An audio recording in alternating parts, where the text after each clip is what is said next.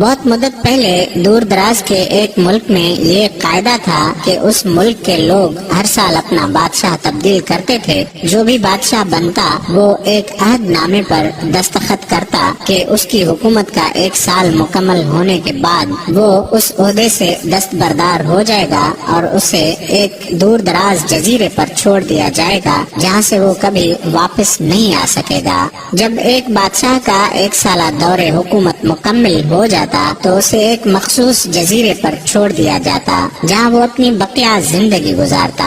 اس موقع پر اس بادشاہ کو بہترین لباس پہنایا جاتا اور ہاتھی پر بٹھا کر اسے پورے ملک کا الوداعی سفر کروایا جاتا تھا جہاں وہ سب لوگوں کو آخری بار خیر آباد کہتا۔ وہ بہت ہی افسوسناک اور غمزدہ لمحات ہوتے تھے اور پھر وہاں کے لوگ بادشاہ کو اس جزیرے پر ہمیشہ کے لیے چھوڑ آتے۔ ایک مرتبہ لوگ اپنے پرانے بادشاہ کو جزیرے پر چھوڑ کر واپس آ رہے تھے کہ انہوں نے ایک ایسا سمندری جہاز دیکھا جو کچھ دیر پہلے ہی تباہ ہوا تھا اور ایک نوجوان شخص نے خود کو بچانے کے لیے لکڑی کے ایک تختے کا سہارا لے رکھا تھا۔ چونکہ ان لوگوں کو ایک نئے بادشاہ کی بھی تلاش تھی، لہٰذا انہوں نے اس نوجوان شخص کو اپنی کشتی میں بٹھا لیا اور اپنے ملک لے آئے اور اس سے 1 سال کی حکومت کرنے کی درخواست کی۔ پہلے تو وہ نوجوان نہ مانا، لیکن پھر وہ 1 سال کے لیے بادشاہ بننے پر رضامند ہو گیا۔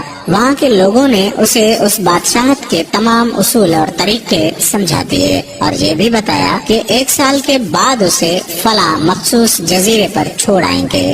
بادشاہت کے تیسرے دن ہی اس نوجوان بادشاہ نے اپنے وزیر سے کہا کہ مجھے وہ جگہ دکھائی جائے جہاں گزشتہ تمام بادشاہوں کو بھیجا گیا تھا۔ بادشاہ کی خواہش کا احترام کرتے ہوئے اسے وہ جزیرہ دکھانے کا اہتمام کیا گیا۔ وہ جزیرہ مکمل طور پر جنگل تھا اور جنگلی جانوروں سے بھرا ہوا تھا۔ ان جانوروں کی آوازیں جزیرے کے باہر تک سنائی دے رہی تھیں۔ بادشاہ جائزہ لینے کے لیے تھوڑا سا جنگل کے اندر گیا اور وہاں اسے پچھلے تمام بادشاہوں کے ڈھانچے پڑے نظر آئے۔ وہ سمجھ گیا کہ بہت جلد اس کا بھی یہی حال ہوگا اور جنگلی جانور اس کو چیر پھاڑ کر کھا جائیں گے۔ ملک واپس پہنچ کر بادشاہ نے مضبوط توانا جسم کے 100 مزدور اکٹھے کیے، ان سب کو اس جزیرے پر لے گیا اور حکم دیا کہ جنگل کو 1 ماہ میں مکمل طور پر صاف کر دیا جائے، تمام خطرناک جانوروں کو مار دیا جائے اور سب فالتو درخت کاٹ دیے جائیں۔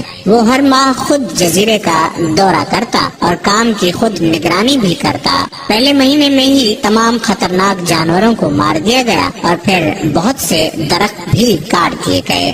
دوسرے ماہ تک جزیرہ مکمل طور پر صاف ہو چکا تھا۔ اب بادشاہ نے مزدوروں کو حکم دیا کہ جزیرے پر مختلف مقامات پر خوبصورت باغات تعمیر کیے جائیں۔ وہ اپنے ساتھ مختلف پالتو جانور مثلا مرغیاں، گائے، بھینسیں، بطخیں اور بھیڑیں وغیرہ بھی جزیرے میں منتقل کرتا رہا۔ تیسرے مہینے میں بادشاہ نے اپنے مزدوروں کو حکم دیا کہ ایک شاندار گھر تعمیر کریں اور اس جزیرے پر ایک بڑی سی بندرگاہ بھی بنائیں۔ گزرتے مہینوں کے ساتھ ساتھ وہ جزیرہ ایک خوبصورت شہر میں بدلتا جا رہا تھا۔ وہ نوجوان بادشاہ بہت سادہ لباس زیب تن کرتا اور اپنی ذات پر بہت کم خرچ کرتا۔ اپنی بادشاہت کی زیادہ تر کمائی وہ جزیرے کو بنانے میں لگاتا رہا۔ 10 ماہ گزر جانے کے بعد بادشاہ نے اپنے وزیر سے کہا کہ میں جانتا ہوں کہ 2 مہینے بعد مجھے جزیرے میں چھوڑ دیا جائے گا، لیکن میں ابھی سے وہاں جانا چاہتا ہوں۔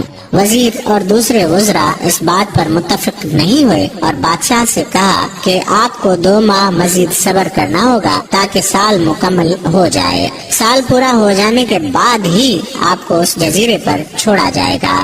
بالآخر 2 ماہ مکمل ہو گئے اور بادشاہ کا 1 سال ختم ہو گیا۔ حسب روایت وہاں کے لوگوں نے اپنے بادشاہ کو شاندار لباس پہنایا اور ہاتھی پر بٹھایا تاکہ وہ اپنی رعایا کو خیر آباد کہہ سکے۔ خلاف توقع یہ بادشاہ اپنی الوداعی تقریب پر بہت ہی خوش تھا۔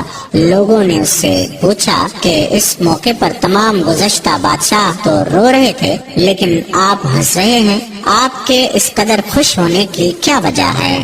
اس نوجوان بادشاہ نے جواب دیا کہ تم لوگوں نے داناؤں کا وہ قول نہیں سنا کہ جب تم ایک چھوٹے بچے کی صورت میں اس دنیا میں آتے ہو تو تم رو رہے ہوتے ہو اور باقی لوگ سب ہنس رہے ہوتے ہیں۔ ایسی زندگی جیو کہ جب تم مرو تو تم ہنس رہے ہو اور باقی دنیا رو رہی ہو۔ میں نے ایسی ہی زندگی گزاری ہے۔ جس وقت تمام بادشاہ محل کی رنگینیوں میں کھوئے ہوئے ہوتے تھے تو میں اس وقت اپنے مستقبل کے بارے میں سوچتا تھا اور اس کے لیے لاہ عمل تیار کرتا تھا۔ میں نے اب اس جزیرے کو ایک ایسی خوبصورت قیام گاہ میں تبدیل کر دیا ہے جہاں اب میں اپنی باقی زندگی نہایت چین اور آرام و سکون سے گزار سکوں گا۔ قارئین اکرام، زندگی کا کچھ ایسا ہی سبق ہے۔ اس دنیا کی رعنائیوں میں کھو جانے سے بہتر ہے کہ ہم آنے والی منزل اور مستقل رہائش گاہ کے لیے فکر مند ہوں۔